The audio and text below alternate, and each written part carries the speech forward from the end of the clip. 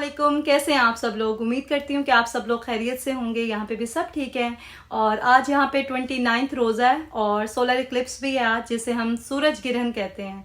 तो बच्चे आज घर पे ही हैं, स्कूल नहीं गए। इनके स्कूल में ना आज अर्ली डिसमिसल था और रात तक हमारा प्लान ही था कि इनकी छुट्टी कराएंगे, लेकिन सुबह ना सहरी के बाद मैं सो गई और जब मेरी आंख खुली तो 7:35 हो रहे थे। तो अगर उस टाइम मैं इनको रेडी करके भेज भी देती तो ये 25 मिनट्स तो लेट होते ही होते। तो मैं सोच रही थी कि इनको भेजूं या ना भेजूं, क्योंकि 3 साढ़े 3 घंटे के लिए जाना था इन्होंने स्कूल आज। तो फिर मैंने ईमेल देखे स्कूल से जो उन्होंने भेजी थी कुछ दिन पहले, डिटेल में पढ़ी मैंने। तो उसमें लिखा हुआ था कि अगर बच्चा आपका नहीं आता स्कूल तो वो अनएक्सक्यूज नहीं होगी हॉलीडे। तो बस फिर मैंने सोचा कि इनको नींद पूरी करने देती हूँ। वैसे ही रात को इतना लेट सोते हैं ये लोग। तो अभी मैं दिखाती हूँ ये लोग क्या कर रहे हैं और आज का क्या प्लान है। आईपैड यूज कर रहे थे ना? Yes, स्कूल क्यों नहीं गए? because because I didn't sleep early. आज बाहर नहीं गए आप? Nikki bar क्यों नहीं गए? क्या है बाहर आज? because they are solar eclipse. वो क्या होता है बताओ? They're it's a बताओ। red moon. It's the shadow that's on the earth is red. The sky is gonna turn red and the moon is gonna turn into Jupiter. हाँ, अली तो अपनी शरारतों में लगा हुआ है और आयतल यहाँ पे स्केच बना रही है। और अमान गया हुआ था अपने डैडी के साथ, उसने ईद की शॉपिंग करनी थी। स्पेसिफिक ईद की शॉपिंग तो नहीं थी, ड्रेसेस थे इनके ईद के, लेकिन ये लोग शलवार कमीज़ ना बस कुछ घंटों के लिए पहनते हैं मुश्किल से, उसके बाद ये चेंज कर लेते हैं। तो कुछ ट्राउज़र्स शर्ट लेनी थी अमान ने, तो वो लेने गया हुआ था।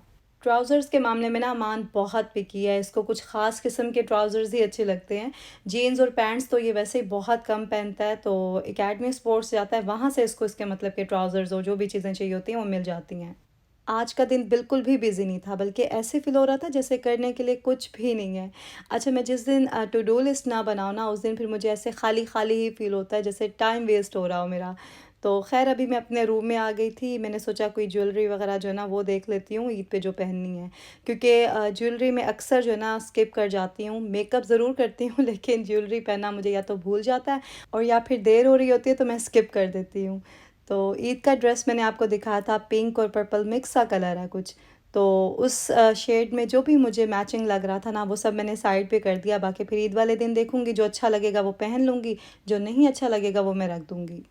ज्वेलरी बॉक्स में इतनी सारी ज्वेलरी तो मेरी मिसिंग थी। असल में मैं जल्दी में ना चीज़ें वापस जगह पे नहीं रखती हूँ, बस ऐसे ही ड्रेसिंग की किसी भी ड्रॉर में रख देती हूँ। और यही वजह है कि थोड़े अरसे बाद ही मैं अपने ड्रॉर्स वगैरह ना ऑर्गेनाइज़ कर रही होती हूँ, क्योंकि फिर मुझे चीज़ें मिलती ही नहीं है टाइम पे, तो इसलिए फिर सब चीज़ों को उनकी जगह पे वापस रख देती हूँ। ये आदत ना इंशाल्लाह मैंने अपनी चेंज करनी है, कसम से ज़िंदगी आसान हो जाएगी, क्योंकि कभी कोई चीज़ चाहिए और वो टाइम पे ना मिल रही हो ना तो बहुत टेंशन होती है।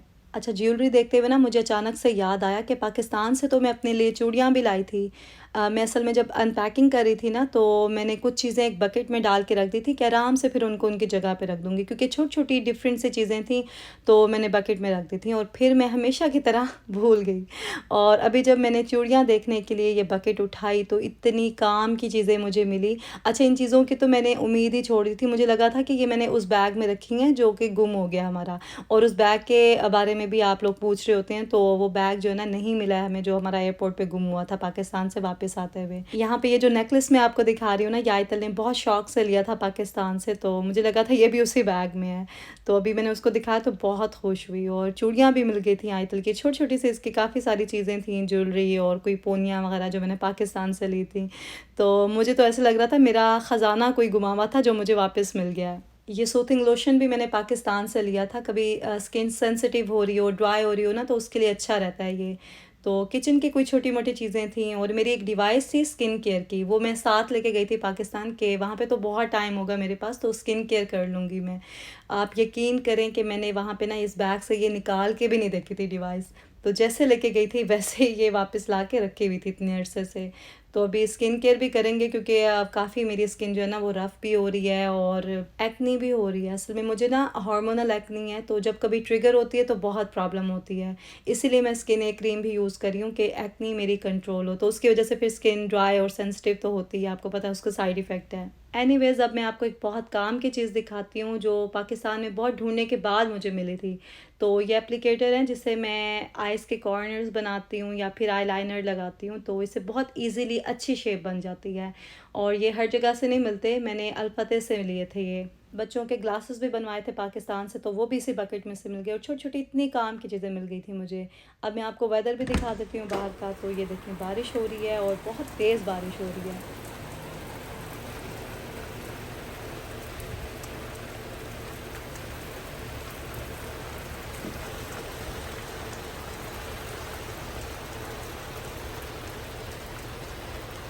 अभी जो है ना शाम के 5 बज रहे हैं और मैंने अभी तक सोचा ही नहीं है कि इफ्तारी में क्या बनाऊंगी आज। असल में कल मैंने चिकन बिरयानी बनाई थी तो वो भी है लेफ़्ट ओवर, इसलिए शायद मैं रिलैक्स थी। लेकिन खाली बिरयानी से काम नहीं चलेगा, साथ में कुछ और भी बनाना होगा। तो चलें फिर किचन में चलते हैं और देखते हैं क्या बनाते हैं आज हम। इस रमज़ान में मैंने दही बड़े तो ऑलमोस्ट डेली बनाए हैं, लेकिन वो जो मेरे सिग्नेचर दही बड़े हैं ना, वो एक बार भी नहीं बनाए थे। क्योंकि बूंदी तो थी मेरे पास लेकिन बड़े नहीं थे। तो मेरे हस्बैंड भी 2 दिन पहले पूछ रहे थे कि वो वाले दही बड़े कब बनाओगी। तो आज मैंने सोचा कि उनकी ये फरमाइश भी पूरी करते हैं और वड़े बनाते हैं। तो ये पैकेट यहाँ पे मिलता है और बहुत मज़े के वड़े बनते हैं, इतने सॉफ्ट, इतने फ्रेश। इसमें बस पानी और हरी मिर्ची ऐड करके थोड़ी देर के लिए इसे सेट होने के लिए रखते हैं और फिर उसके बाद इसको फ्राई कर लेते हैं। अच्छा, आजकल सोशल मीडिया पे एक बात जो बहुत ज़्यादा डिस्कस हो रही है कि क़यामत आने वाली है और सारी निशानियां जो हैं वो पूरी हो रही हैं। रेड हेफ़र और ये सूरज ग्रहण जो हुआ है अभी, तो इन सब चीज़ों को लेके मुझे भी कुछ कमेंट्स आए थे। अब क्योंकि मैं अमेरिका में रहती हूँ, रेड हेफ़र भी यहाँ अमेरिका से ही गई थी टैक्सी से, तो लोगों को शायद लगता है कि मुझे कुछ ज़्यादा पता होगा इस सब के बारे में। और सूरज ग्रहण भी क्योंकि अमेरिका में देखा जा सकता था, इसलिए भी मुझे कल से कमेंट्स आ रहे थे कि क्या आपने देखा है और किस तरह से था, और इसके बारे में भी जो है ना वीडियो बनाए डिटेल में। मुझे इतना ज़्यादा तो नहीं पता, लेकिन जो मेरे नॉलेज में है वो मैं आपके साथ शेयर कर लेती हूँ। तो ये बात तो सच है कि अमेरिका से इसराइल ने रेड हेफ़र मंगवाई थी जिसे सुर्ख गाय कहते हैं।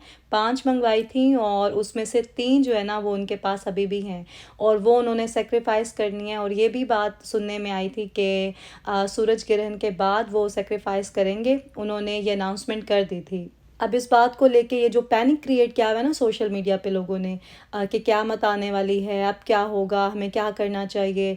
आज भी बल्कि मैं देख रही थी कि सऊदीया में ईद का चाँद नज़र आया कि नहीं, तो मैंने उस पे सर्च में जब टाइप किया ईद का, तो नीचे एक वीडियो आई जिसके ऊपर लिखा हुआ था क़यामत वाली ईद। तो देख के मुझे इतना अजीब सा लगा कि लोग मतलब कहाँ से कहाँ ले जाते हैं ना बात को। देखिए क़यामत तो आनी है एक दिन और नज़दीक ही है क़यामत, ये हम सबको पता है, लेकिन कितनी नज़दीक है, कितने साल लगेंगे, इसका इल्म सिर्फ अल्लाह ताला को है। तो क़यामत तो जब आनी होगी आ जाएगी, ठीक है, उसके बारे में हम कुछ नहीं कर सकते। हम इंसानों को तो ये भी नहीं पता कि हमारी कितनी सांसें बाकी हैं। अब देखें जिसकी सांसें ख़त्म हो गई उसकी मोहलत ख़त्म हो गई, उसके लिए तो क़यामत आ गई ना। तो आई थिंक हमें उन सब चीज़ों से ज़्यादा ना इसकी फ़िक्र करनी चाहिए और अल्लाह ताला से माफ़ी मांगनी चाहिए, अल्लाह ताला से दुआ करनी चाहिए कि अल्लाह हमें इतनी मोहलत दे कि हम अपने गुनाहों की सही तरह से माफ़ी मांग सकें, सीधे रास्ते पे चल सकें और अपनी आखिरत को भी संवार सकें। आमीन। यहाँ पे अब इफ्तार का टाइम भी नज़दीक था, तो दही बड़े और फ्रूट चाट मैंने पहले से बना के रख दिए थे और अब मैं दोबारा से किचन में आई थी पकोड़े बनाने के लिए। तो रेसिपी जल्दी से शेयर कर लेती हूँ आपके साथ। मैंने बेसन लिया था 6 टेबल स्पून और उसमें कॉर्नफ्लोर डाला था मैंने 1 टेबल स्पून। इसको अच्छे से मिक्स करके घोल के रख दिया हमने। उसके बाद हमने इसके अंदर नमक, मिर्च, धनिया और जो भी बेसिक स्पाइसेस होते हैं वो सब डाले। थोड़ी सी अजवाइन डाली थी मैंने और बेकिंग सोडा जो है ना वो 1/4 टीस्पून डाल के इसको अच्छे से मिक्स कर लिया था। फिर हम इसके अंदर ये बारीक कटे हुए आलू, प्याज और पालक डाल देंगे, इसको मिक्स करेंगे और ऑयल जो है मैंने गर्म होने के लिए रख दिया था। तो अब हम बनाएंगे इससे मज़ेदार क्रिस्पी पकोड़े। इसके अंदर मैंने हरी मिर्चें और चाट मसाला भी ऐड किया था क्योंकि स्पाइसी ही अच्छे लगते हैं पकोड़े वगैरह। तो ये देखें ऑयल गर्म हो गया था, मैंने इसके अंदर एक एक चम्मच जो है वो डाला बैटर और पकोड़े हमारे रेडी हो गए। यहाँ पे दही बड़े भी रेडी थे, फ्रूट चाट भी थी और बिरयानी भी आपको दिखा देती हूँ। मैंने कल जब बिरयानी बनाई थी ना तो एक कंटेनर में मैंने पहले ही निकाल के साइड पे रख दी थी। इस तरह से ना ठीक रह जाती है, चाहे आप 1-2 दिन के बाद भी गर्म करें तो फ्रेश लुक आती है बिरयानी की। और यहाँ पे ये देखें जी पकोड़ों का एक और बैच बन रहा है क्योंकि मैं कभी कभी बनाती हूँ, लेकिन जब भी बनाती हूँ फिर ज़रा अच्छी क्वांटिटी में बनाती हूँ ताकि सब लोग पेट भर के खा भी लें शौक़ से। इफ़्तार के बाद फिर वही जो हमारी रूटीन होती है, किचन क्लीन करो, सारी चीज़ें समेटो और बस आजकल सोने से पहले ना मैं ऑयल से मसाज ज़रूर करती हूँ क्योंकि स्किन थोड़ी-सी ड्राई भी हो रही है और मसाज वैसे भी करना आपको पता है बहुत अच्छा रहता है। तो आलमंड ऑयल लेती हूँ मैं, पहले एक बार मैं ऑयल लगा के तो उसे रिमूव कर लेती हूँ और दूसरी बार फिर मैं ऑयल लगाती हूँ और उससे मैं मसाज करती हूँ फिर। यहाँ पे अब मैं सहरी के कुछ क्लिप्स आपके साथ शेयर कर रही हूँ। तो अंडे की भुजिया बनाई थी मैंने और ये मेरी बहुत फ़ेवरेट है। ये मैं देसी घी में बनाती हूँ, किसी दिन आपके साथ ना इसकी पूरी रेसिपी शेयर करूँगी। तो दही भी यहाँ पे रेडी थी। ये भी आप लोग कह रहे थे कि दही बनाने का तरीका भी बता दें। वैसे तो बहुत सिंपल सा और आई थिंक बहुत पहले मैंने बताया भी था, लेकिन नेक्स्ट टाइम जब भी मैं बनाऊँगी तो आपके साथ शेयर कर लूँगी। आज सहरी में हमने मीठी लस्सी भी बनाई थी। तो टाइम ये ऐसा होता है कि ज़्यादा क्लिप्स ले नहीं सकते, बस जल्दी-जल्दी में मैंने कुछ क्लिप्स लिए थे कि वीडियो में ऐड कर दूँगी। और जो लोग सोलर इक्लिप्स के बारे में पूछ रहे थे, उनको भी मैं कुछ इमेजेस दिखा देती हूँ। हमारे यहाँ तो वेदर ही ऐसा था कि कुछ ख़ास नज़र नहीं आया और स्पेशल ग्लासेस भी नहीं थे हमारे पास, तो हम तो बाहर गए ही नहीं देखने के लिए। हाँ, टेक्सास में काफ़ी क्लियर नज़र आया है, तो वो मैं आपको दिखा देती हूँ। बाकी यूट्यूब पे वीडियोज़ वगैरह हर तरह की होंगी, आप लोग देख सकते हैं। तो जिन लोगों ने मुझे कहा था स्पेशली, उनके लिए ये मैंने ऐड किए हैं। आज का व्लॉग मैं यहीं पे एंड कर रही हूँ। अगर आपको अच्छा लगा हो तो लाइक ज़रूर कीजिएगा। फिर मिलूँगी आपसे नेक्स्ट व्लॉग में। अपना ख्याल रखें, दुआ में याद रखें। अल्लाह हाफ़िज़।